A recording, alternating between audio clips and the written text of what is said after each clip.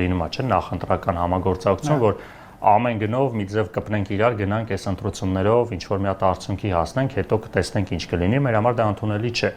որովհետև 2-3 ամսվա համար կարելի է ինչ-որ ուժերի հետ լեզու գտնել, պայմանավորվել, բայց երբ որ գնում ես դու հայտնվում ես պարլամենտում կամ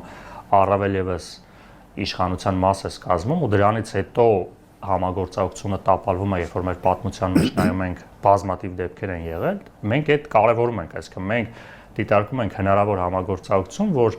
այն ուժերի անհատների հետ, որոնց հետ տեսնում ենք, որ առնվազն 5 տարի ունենք ընդհանուր ճանապարհ անցնելու տեսլական եւ պայմանավորվածություն, հա, որովհետեւ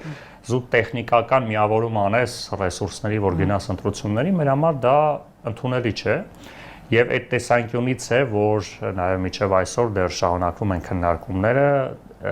օրակարգում ունենալով ոչ միայն այս 2-3 ամսվա համատեղ փոխզիջումների կամ ընդհանուր հայտարարի գալը, ինչ վերաբերում է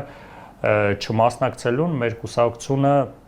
2021 թվականից ստեղծվելով, նաև ձեր եթերում ենք բազմիցս խոսել դրա մասին, միշտ իշխանապողության ամենաարդյունավետ ճանապարհը տեսել է ընտրությունները, որը